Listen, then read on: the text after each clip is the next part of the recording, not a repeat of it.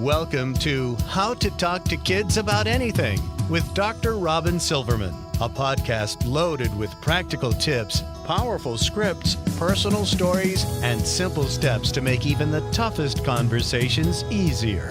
So get ready to get the information you need to make the impact you want from someone you trust, your friend, parenting expert, Dr. Robyn Silverman. Hello and welcome to How to Talk to Kids About Anything, where we give you the tips, scripts, stories, and steps to make even the toughest conversations easier. I'm so honored to be your host, Dr. Robyn Silverman, child and teen development specialist, author, and speaker, and most importantly, parent of two great kids who give me the opportunity to love, learn, and grow every single day, whether I want to or not. Believe me, I get it. It's not always easy, but as you know by now, we're in this together, and we have some great people helping us along the way. Raising children is rewarding, of course, but it's also incredibly challenging. Parenting can be frustrating, exhausting, busy, overwhelming, and stressful as we cope with every changing emotion of our children and of ourselves as we run from one activity to another day after day. So if parenting is so exasperating at times, can it really be peaceful? My next guest says yes, and she should know because she's written the best-selling books about this very topic. Dr. Laura Markham trained as a clinical psychologist, earning her PhD from Columbia University. She is the mother of two, now ages 21 and 25. Dr. Laura is the author of the book Peaceful Parent, Happy Kids, How to Stop Yelling and Start Connecting, and Peaceful Parent, Happy Siblings, How to Stop the Fighting and Raise Friends for Life.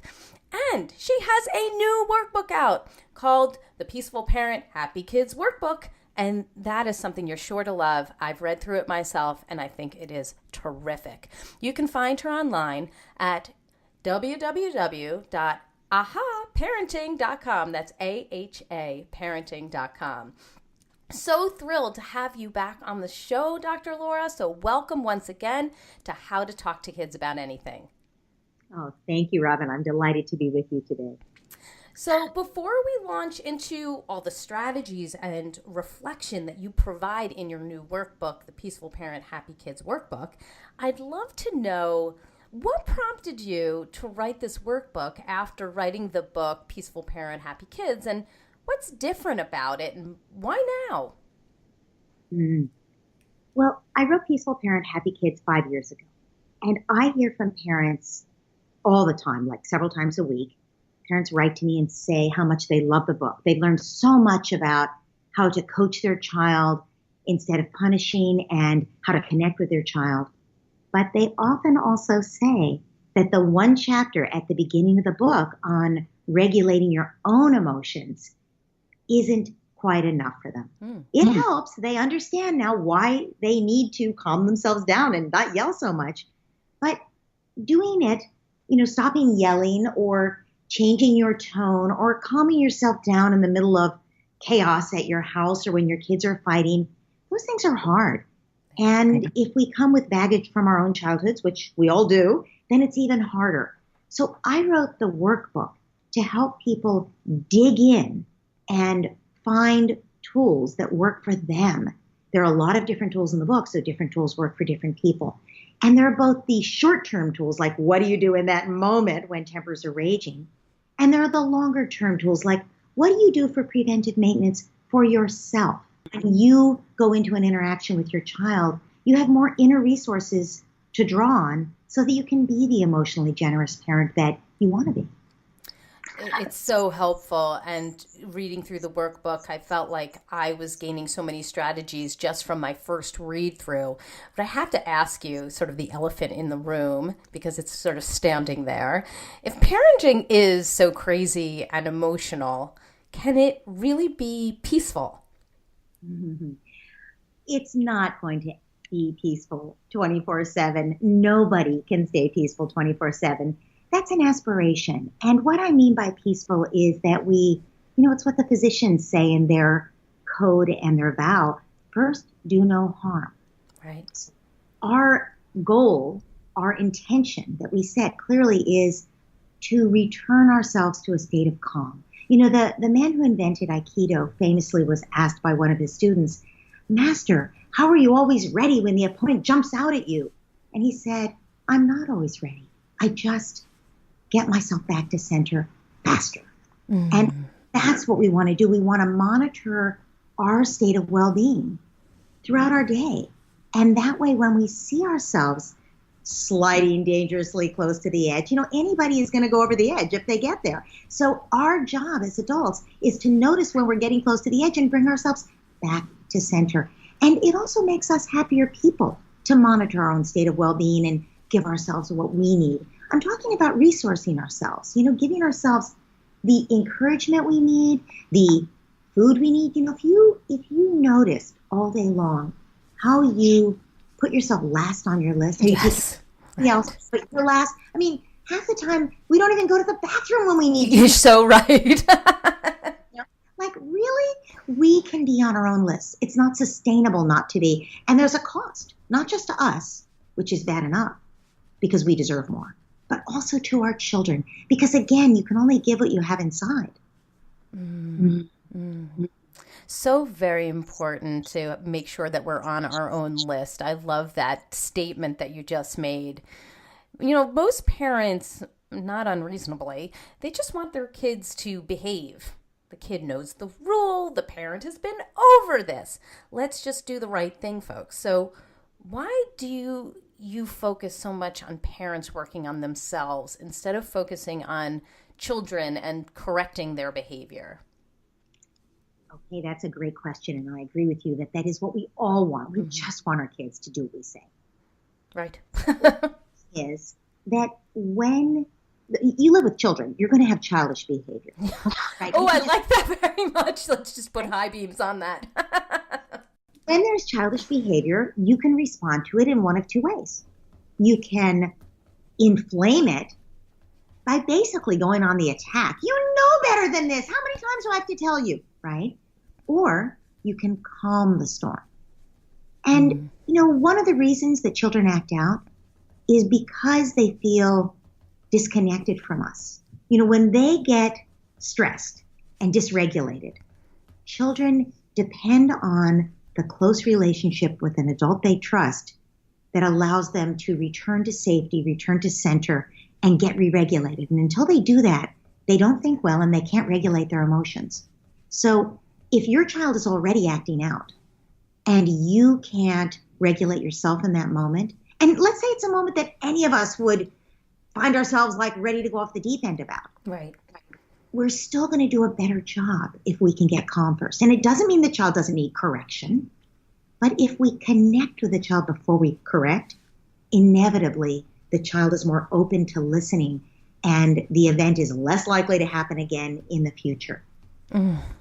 I like that. Connect before we correct. I think that's something that we really need to think about with our children and with anybody that we meet, you know, that people want to hear that we believe in them, we are there for them before we start criticizing or trying to make changes. It's so important to see your child first before you see the behavior.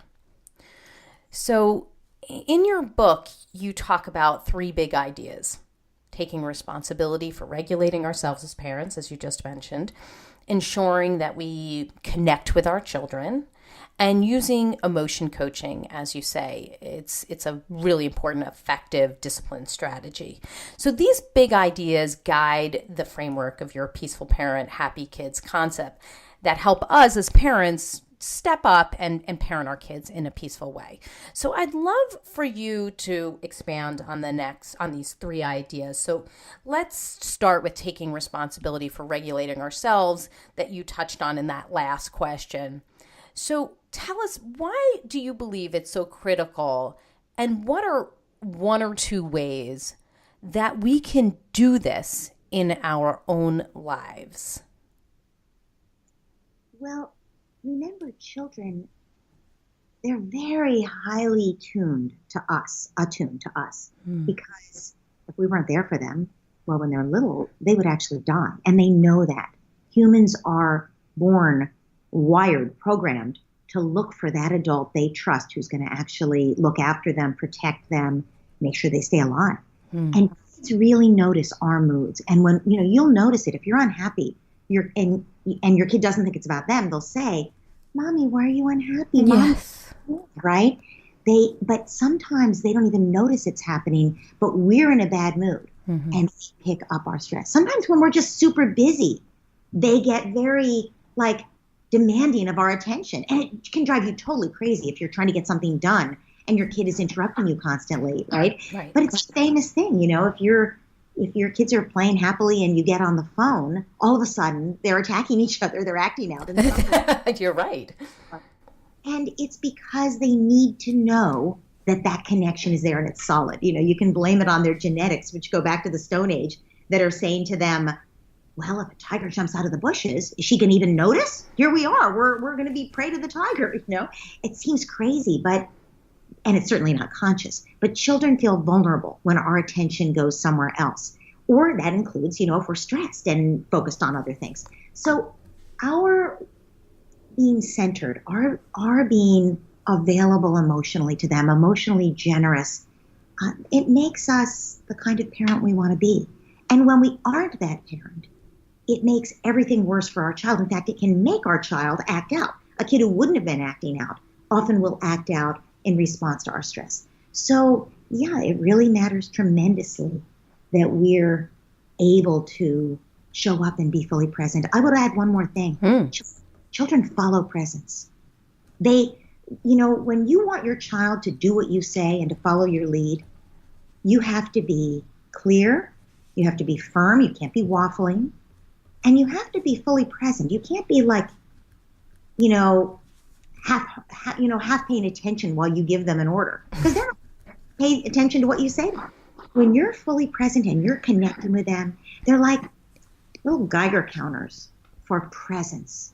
And they, children are intense. They're fully present. They're until their brain rewires at age 6, and even somewhat until the brain rewires again at age 12, they have a different sense of time than we do. And they are much more in the present moment than we are. And they get whether we're there or not, and they don't follow us unless we're fully there and present and connected to them. So given that this is so important for our sanity, their sanity, can you tell us a little bit about what we can do? I mean, just in that moment when we are feeling so frustrated, that would be one of maybe something from your workbook that we can actually do to stay present, to make sure that we are peaceful, that we're regulating ourselves. What is something that you you talked a little bit about putting us on the list, but what are some specific things we can do? So many things, but my favorite is stop, drop, and breathe. Think of it as your pause button. We know that when you pay attention consciously to your breathing, it does bring you back fully present. It keeps you from getting hijacked into those tape loops that run in your head about how your kid is never going to get potty trained, or they're going to be a criminal because of the way they're always stealing gum from them, or whatever it is that you're going off about in your mind.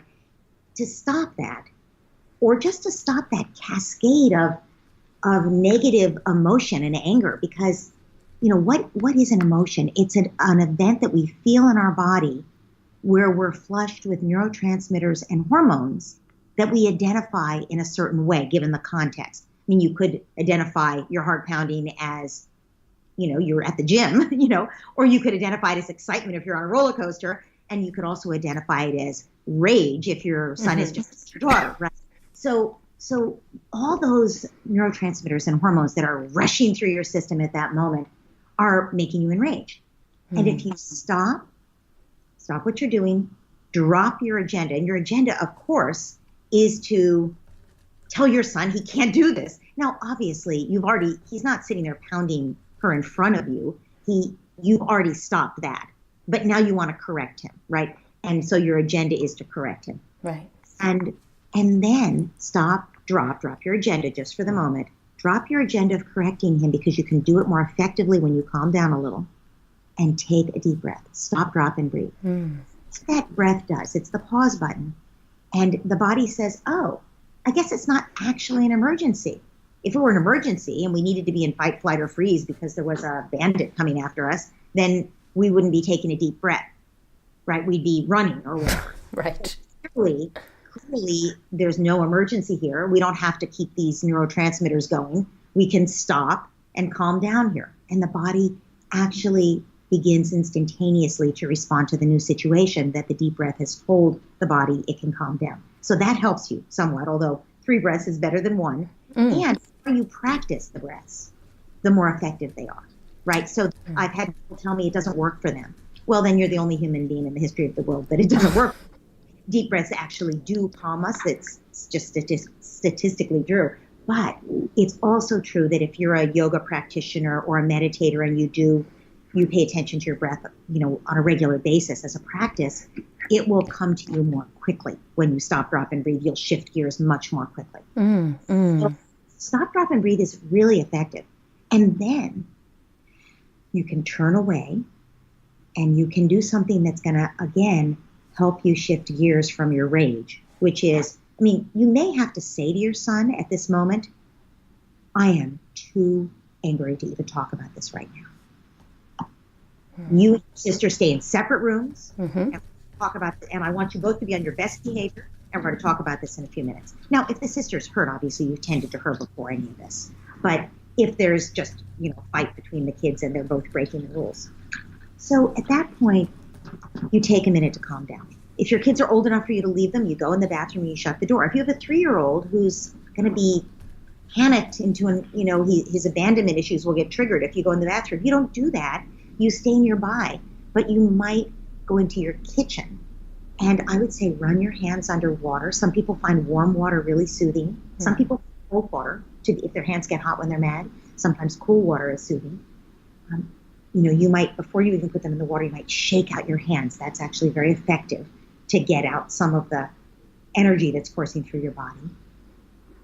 And again, you're breathing, you're taking deep breaths. So you're shifting your physical state. But remember, your perceptions are shaping that physical state. So your perception is that your children are always fighting. It means, they're terrible people, or you're a terrible mother. Oh, of course, yes. Then you might as well just give up and die now, because people ever love you because you're so ashamed of your job you've done as a parent. It's amazing how one little thing will set us off on this downhill slide, and it's like Robert Guess, who teaches leadership trainings, calls this the elevator shaft. Like you step in on the 10th floor, everything's fine, and then something happens and it's just plummeting, and you're watching floors go by and wondering how you end up in this dark basement where you just, oh my goodness, no one will ever love me again. No one will protect me. I'm going to die. And it seems crazy, but if you actually look at, and I have this exercise in my workbook, if you actually look at this and do this exercise, you realize the fact that your children are fighting, you start from, oh my goodness, here they go again. And then you get to, he's such a mean person. Is he always going to be like this? Maybe be by other people for the rest of his life? Maybe they'll never get along with each other. After I die, they'll hate each other. You're sliding down the elevator shaft, and you need to know you're doing this. And the next thing you know, you're operating, that rage is coming out of your despair about the situation, which actually none of it is even accurate, right? They needed some help to figure out whose turn it was with the iPad. That was what they needed. It's mean that you're a terrible parent or they're terrible children, right? So I think changing your mind, we've already talked about changing your body, but the next thing is changing your mind. And there are all kinds of tools for that. The elevator shaft is a good one for issues that come up over again. But there are all kinds of tools that I talk about in the workbook that are about using a mantra to change your mind. Like if you start to get anxious, to say it's not an emergency, right? To calm yourself down. And there are many mantras you can use. So there's a process to work with that and choose a mantra. And if a mantra hasn't worked for you in the past, that doesn't mean another one wouldn't work. It's good to write them down on stickies and put them around your house and try different ones, because different mantras work for different people at different times. Oh, these are all such good tasks to do, and I'm just busily writing everything down because I really love all of these. And it's so easy to get into a state of catastrophizing and taking a look at what's going on in that moment and just, going down that elevator shaft and feeling like your child is never going to be liked by anyone because they can't get along with their sister and they said this horrible thing. And it's really easy to go down that list as your child is 7 years old and you've now thought about what he's going to be like as a 25-year-old and just this terrible person. So I really can understand how you can go from the top floor to the basement in such a small amount of time. So if you are in the car and they are fighting yet again, and you are feeling your hands, face, whatever, getting hot or tight, and you are driving in traffic, you're trying to pay attention to the road, but oh my goodness, you are just getting incredibly frustrating. This one took my this one made the mean face, this one's starting to get handsy. So in that heat of the moment, in those types of very typical situations, how could you use some of these tools of regulation when your mind is supposed to be on the road and you're supposed to be being safe? Well, I do encourage you to pull off the road. If you're really upset by this, as many people are, I would say as safely as you can, not reactively, not angrily cutting across the lane, because you're as safely as you can, pull the car over to the side of the road and take some deep breaths. Your kids will notice what's going on at some point, and they will stop fighting and look at you. So that will have the effect of stopping the fighting. It helps. So use the tools that we've already talked about. Stop, drop, and breathe, the pause button. Use a mantra to calm yourself down. I also like to say another way to calm yourself down is reframing. And if you practice doing it, you'll find it gets pretty easy. And an example of how to reframe in this situation, reframe how you're seeing the situation. Notice how these different thoughts make you feel. If you're in the situation that you're talking about in the car, and your perception of the situation is, these kids, they're always driving me crazy, and he always picks on his sister, and he knows better. He's such a mean big brother, and they should know better than to fight when I'm driving. And I just can't deal with this anymore. Right now, how do you feel with that cascade of thoughts? Oh, I mean, you just get more angry and more angry. It's infuriating. Exactly. You feel helpless and powerless to do anything about it, and you feel that drives your rage, because when we feel helpless and powerless, we get angry usually, and you're ready to clobber both your kids. But if instead, as you're sitting there, you stop and you say, "Okay, I'm going to make a big leap here.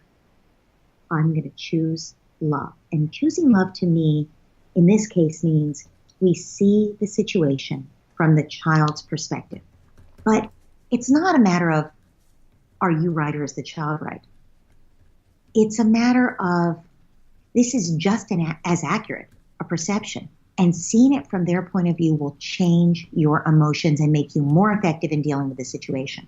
So what about this perception of the situation? Where the kids are having such a hard time. They really need me to help them work this out. He's really been on her a lot lately. He must be really unhappy. Something must be going on with him. They should know better to fight than to fight in the car, but their brains are pretty undeveloped. They don't have the brain development to postpone a fight when they get this dysregulated. They need some tools to re-regulate. I can handle this. How do you feel now? Oh, so much more relaxed. I could just imagine in that moment, after the stop, drop, and breathe, that you can say to yourself, this is just a moment. This is a moment in time. This is not all the time. And there's clearly something that my child needs from me that he's not getting. And I need to attend to that particular need. So I'm going to pull over instead of getting myself so wound up that nobody benefits from that at all. I love the one moment in time. This is just a moment. This is one moment. Because that's a mantra. That's what I mean by a mantra. It helps you put the whole thing in perspective, so you're able to do what I call choosing love. You're able to see it from another perspective. And notice that that's actually, that last set of perceptions is actually more valid than the perceptions that were going on when you were enraged about how your kids always drive you crazy. I'm sure your kids don't always drive you crazy. It's just that in that moment, when we're being driven crazy, it feels like, it's hard when you feel a big emotion to remember that you felt other things, maybe 5 minutes ago toward the same human being, It's a very good point. And you can get taken away by your thoughts. And so just being present and realizing that these thoughts are going through your head can give you pause right then and there, so that you can kind of shift into a different direction. So it's just really noticing that these thoughts are going through your head, how they're making you feel, and then knowing that you can then change how you feel simply by changing the script in your head. Exactly. And I want to reassure the parents listening, because somebody might be listening to this and thinking, okay, so this is 20 minutes later, when they're late to school? Right. No, because the exercises in my workbook are designed to actually rewire your brain and strengthen the buzzword is the vagal tone. But what all that means is the vagus nerve that is responsible for calming us down. If you have strong vagal tone, it returns you to calm faster. That's all.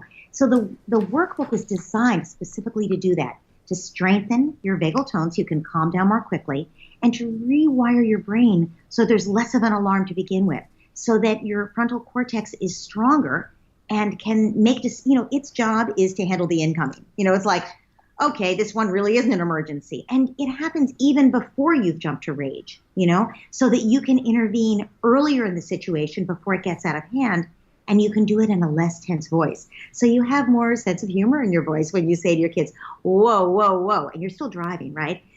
You two are having such a hard time. We can work this out. I'm going to help. Okay, let's all take a deep breath. And you can even do that while you're driving. It's just once things have gotten out of hand, then it's too late. But what I'm suggesting is that doing these kinds of exercises on a regular basis, they actually make it easier to return yourself to calm faster and even to prevent these kinds of situations.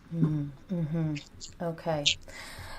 All right. This all is, I think, really helpful. And it is important to acknowledge that it's not easy right away. It's not going, oh, all right, now I'm going to be present of mind and I'm just going to change what I'm doing. It's not easy because we get frustrated, and it's normal to get frustrated. And I even say to my children, I'm finding myself getting really frustrated right now.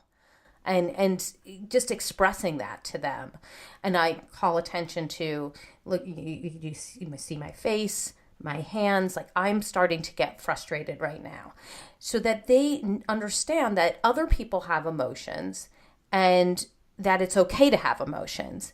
And now I need to take a moment so that I can calm myself down and be present of mind and say things that I won't regret later. And if I do say things that I'll regret, of course I wind up apologizing, but it's something that allows our kids to know, I'm human, you're human. I get that you're frustrated.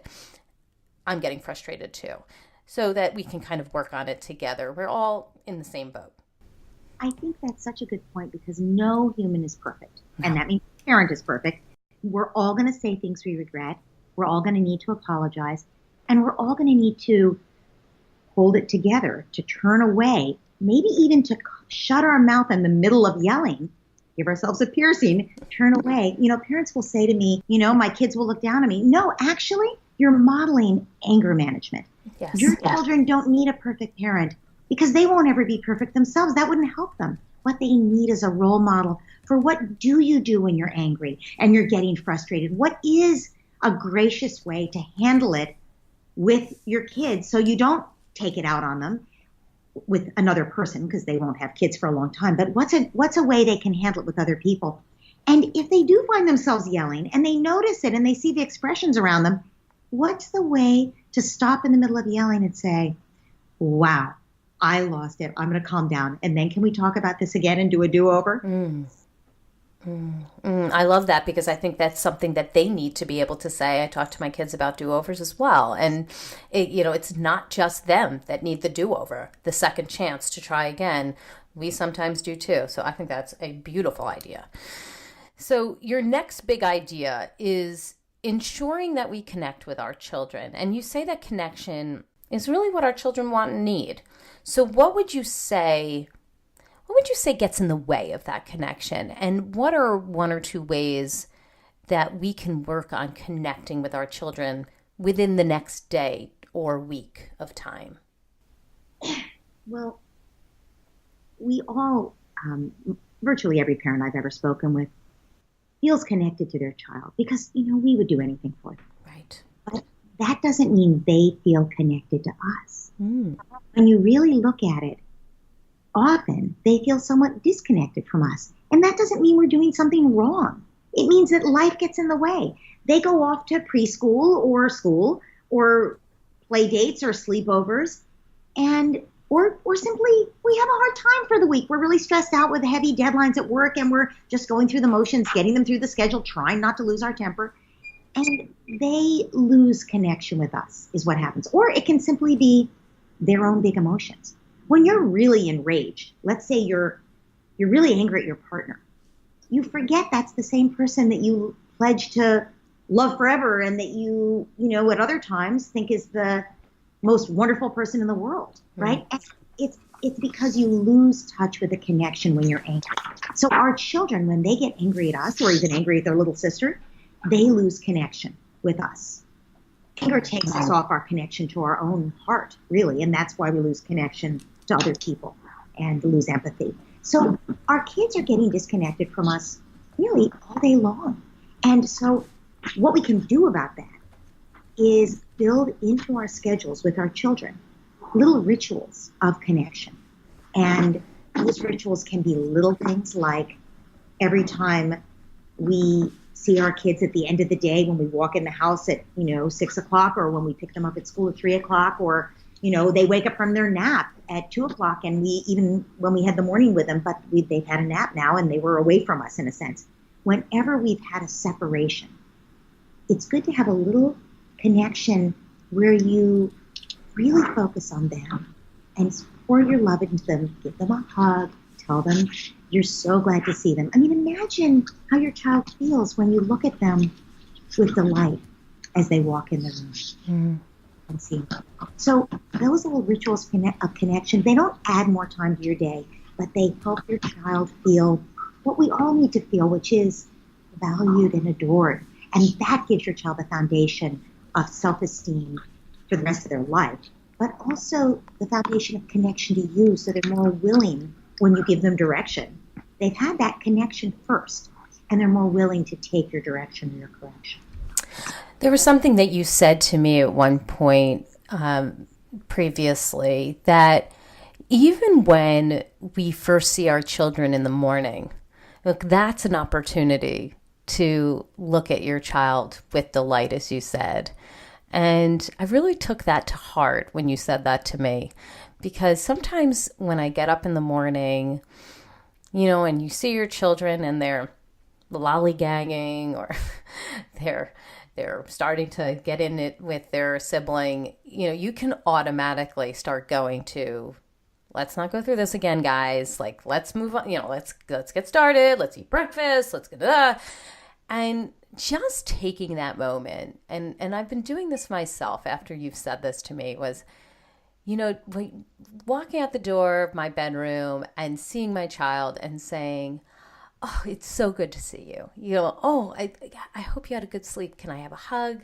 Just taking that moment, even if they are lollygagging, even if they are getting into it with their sister, just being able to say good morning with authenticity, of course, and really showing how much you love your child in that moment. It makes a difference. I really have found a huge difference just doing that. It sets the tone of the morning. Yeah, such a great description of the effect of connection. Yeah, there are tools you can use that do take a little more time, like one-on-one time with each child, or roughhousing, which there's nothing rough about it. It just means active physical play that gets the child laughing. And laughter, what happens when we laugh is that bonding hormones like oxytocin are released. So the people we're laughing with, we're bonding with. It also reduces the stress hormones in the body, which means if you have a child who's got some anxiety about going to school, the best thing you can do in the morning is get up 15 minutes earlier to get some laughter into that child. So it sort of drains off the anxiety and makes them feel more connected to you, which some people might think that would make saying goodbye harder, but it actually makes it easier because they're sure you're coming back for them at that point when they're feeling more connected. Mm-hmm. So laughter is a great one. Again, it doesn't have to take a lot of time, but laughter and one-on-one time or special time really make a tremendous difference in your connection with your child as well. So there's this point in your book, it's just this one line that really struck me. You said, notice that everything your child says is code for, please love me. And it made me pause. It took my breath away, just that moment. When our kids are being profoundly irritating to us, they are making annoying noises. They are leaving clothes on the ground, even though you've asked them once again to pick them up and put them in the hamper. They are needling their brother. They're needling their sister, even though they know it's driving people crazy. So can you explain how this concept of notice that everything your child says is code for please love me, like how that applies here, and what is the action you would have us take in that moment to connect with their need to be loved when you are feeling like your child is being disrespectful and annoying? Well, what do we really all want, human beings? We want to be loved. We want to be seen for who we are and still cherished.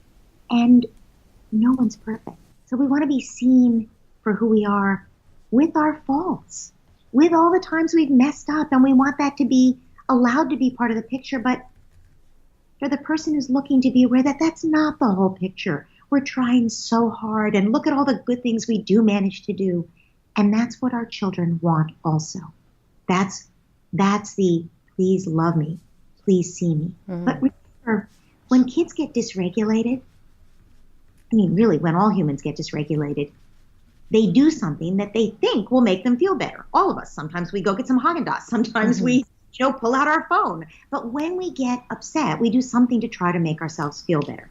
And so when our children feel upset inside, and sometimes that upset is because their, sister did something to them, or because somebody bullied them at school, or because they noticed the baby's on our lap a lot lately, or whatever.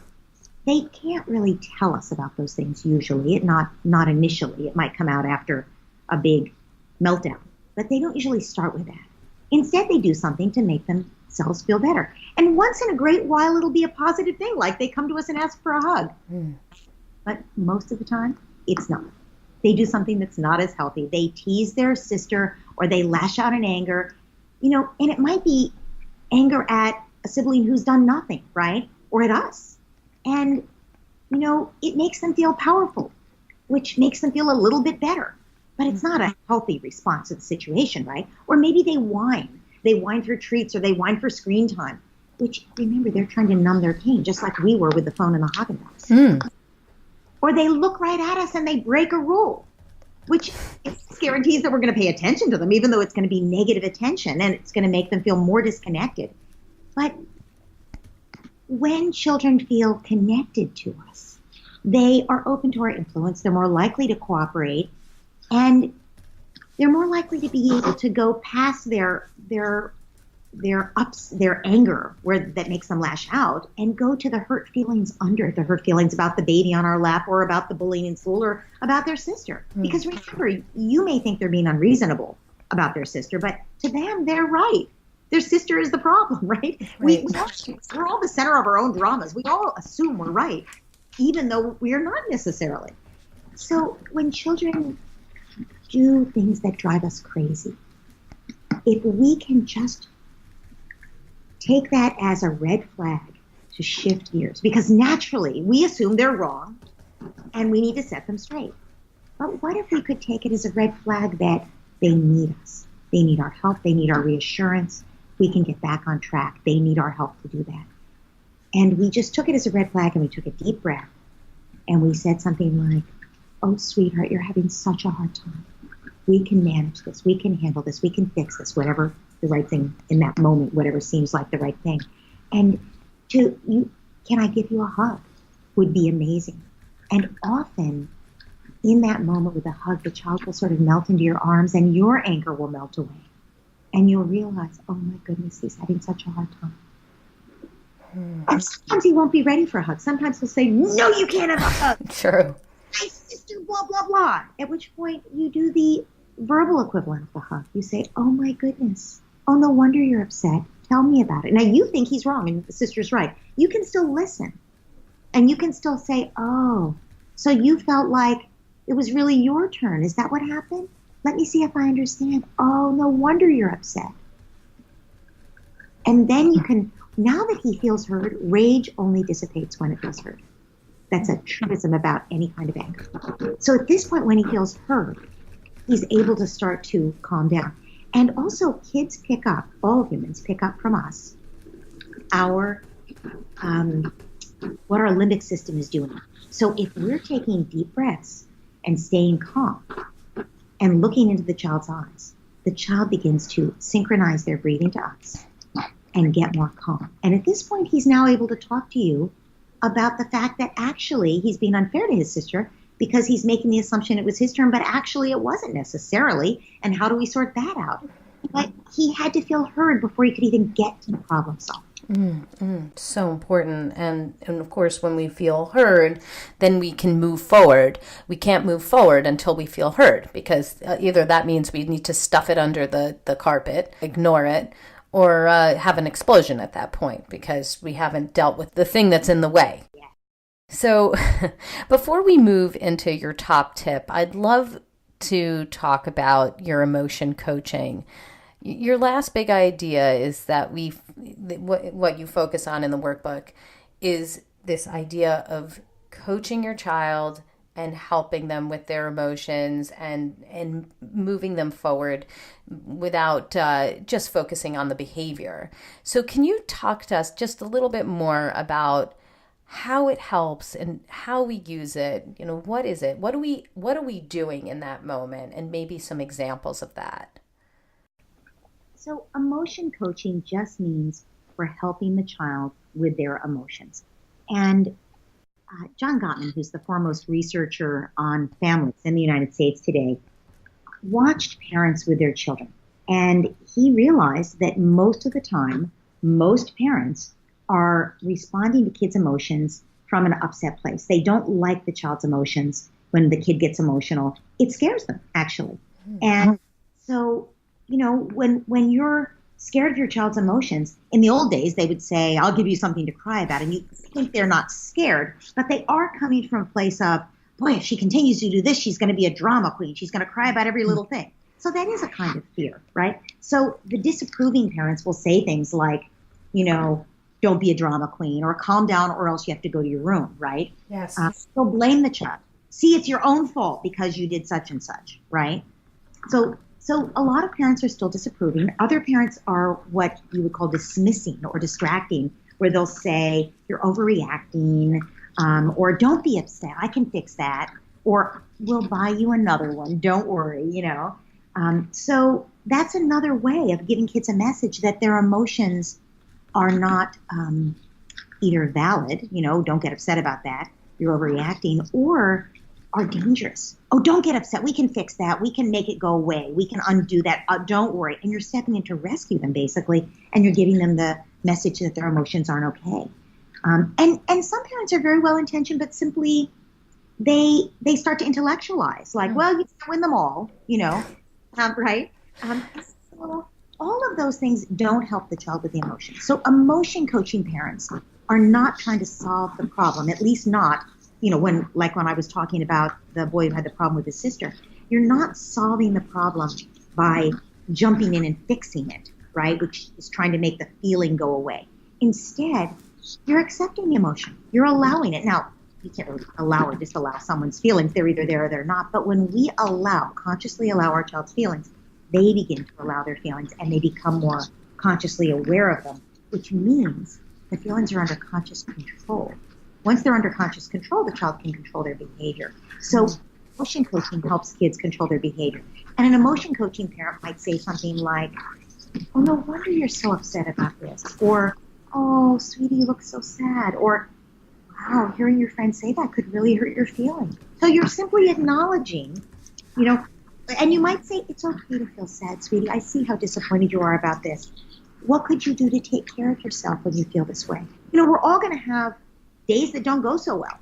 And you don't want your kid to just go stuff themselves full of ice cream. So what could you do to take care of yourself while you feel this way and help yourself feel better, but without stuffing it? Because one of the positive things we want our kids to know is there's always a human being who they can trust to talk to. And if they get started with you that way, then they'll have those healthy relationships. Those are the relationships they'll feel comfortable in, where people actually listen to each other and commiserate in a positive way and acknowledge each other's feelings. And then once you, again, vented like the boy did about his sister, then you can say something to help them problem solve, like, wow, you and your sister, really had a different perspective about this, and now you're both so mad at each other. I wonder how you could work this out, right? Or I wonder how you could work this out with your teacher, or how you could avoid this happening again, with the spelling test where you didn't know the words. So you're helping them prepare for the future, which is where resilience comes from. But it always starts by acknowledging the feelings. That's emotion coaching. Mm-hmm. So in the situation where your child has played a board game against his or her sibling, and your child lost, and it stinks, and they're complaining, and they're calling things out like, that's not fair, and I hate you, and you always cheat, to whoever will listen, you can use emotion coaching in that situation so that the child feels heard, the emotions feel valid, and then you can move forward to help them to deal with the situation. Absolutely. And remember, emotion coaching doesn't mean, when you're validating the feelings, that when they say you always cheat, that you say your sister always cheats. You're not agreeing with it. You're just saying, oh, you're so disappointed. You really wanted to win. It's hard to lose. It's hard for everyone to lose, right? So you're acknowledging that. Now, at some point, you're also going to say, either then or when they're calmed down, you were disappointed, but it's not your sister's fault. She would have felt this way if you had won. And it doesn't mean she cheated. I know, Mom, I just was so mad. I know. And when you say to your sister that she cheated, it could really hurt her feelings. And by the way, one tip about this that's just really basic, and if you don't know it, it's good to know it. You can have a family rule that for all games like that, the winner cleans up the game. Because the worst thing when you've just lost the game and you're 6 years old and you're totally angry is when your parent says, okay, everybody clean up the game. And throw things, right? But at least if your 8-year-old sister, who always wins the game, right, has to put it away, and she doesn't mind putting it away. She's like, yeah, I won. I'm going to stack up all this money tidily. She has no problem, right?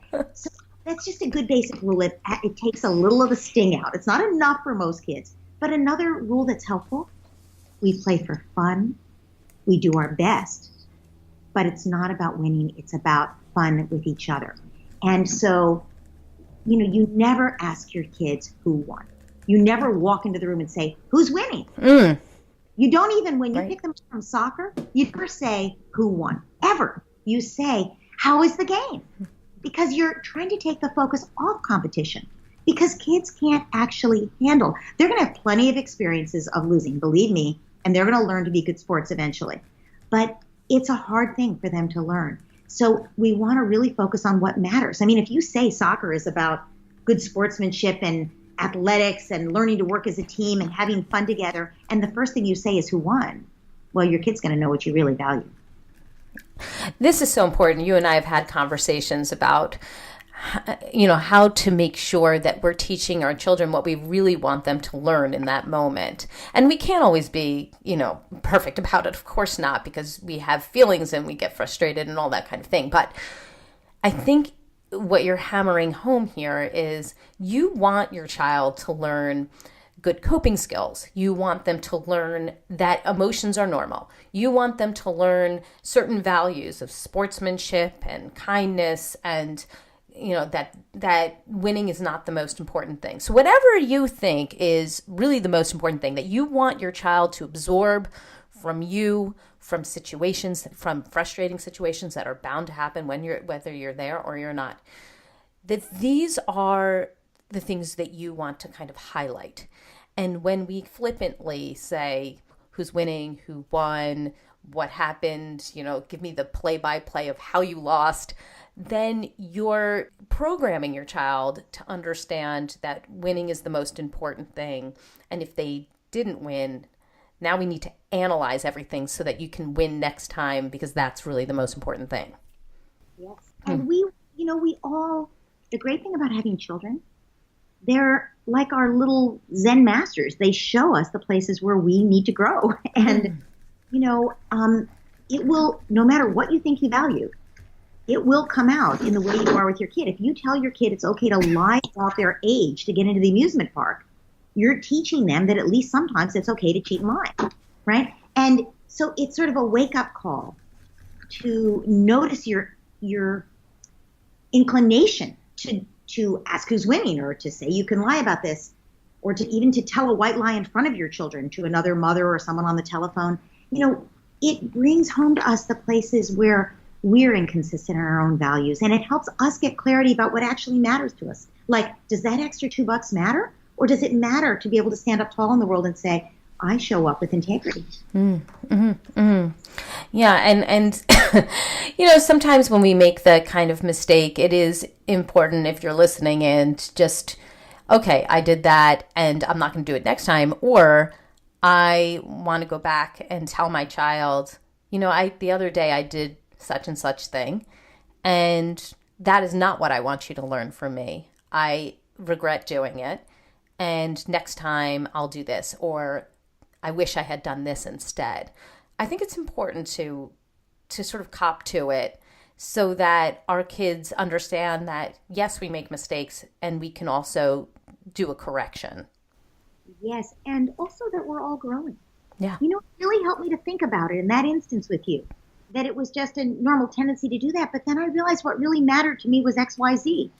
So I want to do it differently from now on. Thanks for helping me notice this. I like that. Thanks for helping me notice this.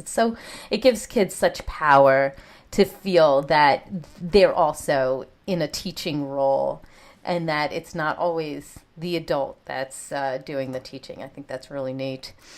So at this point, I'd love to hear your top tip, something that you really would love the listening audience to take away from the idea of being a peaceful parent and helping to build, create, inspire happy kids through trying to regulate ourselves and connect with our kids and coach our kids in emotion. So what would be your very top tip that you'd like us to take away today?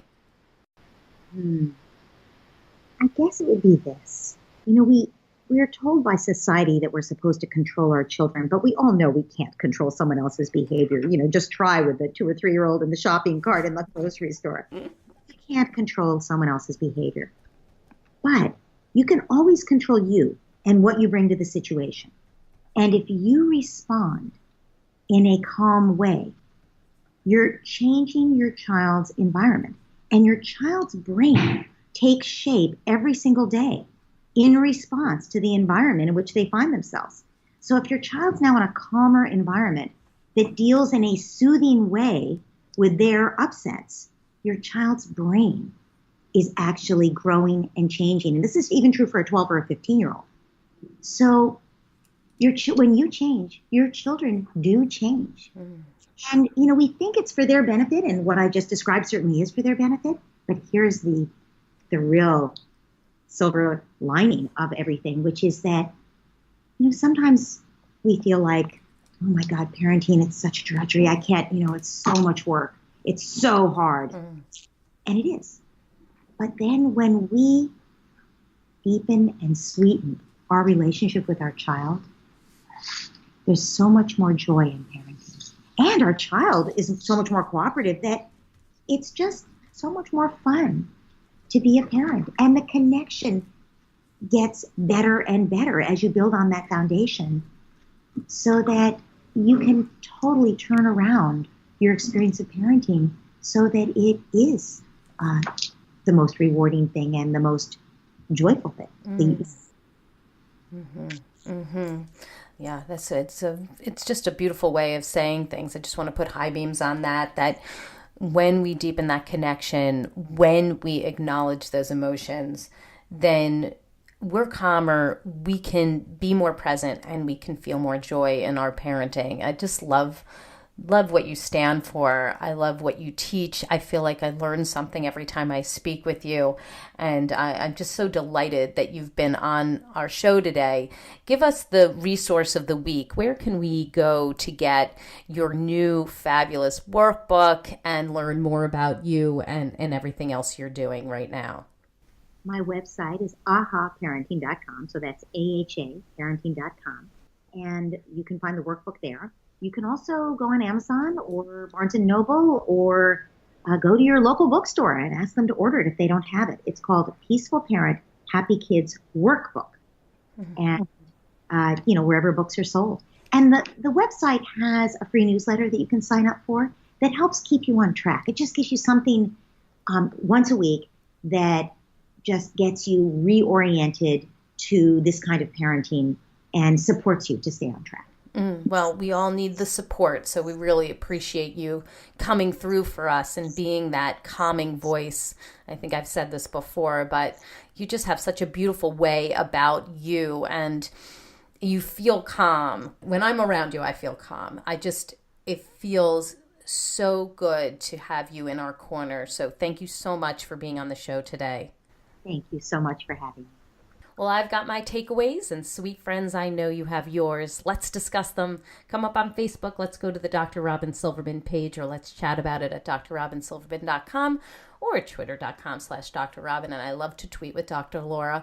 I'm also on Instagram now, and so is Dr. Laura. So if you're on, please come on over, follow me, follow Dr. Laura.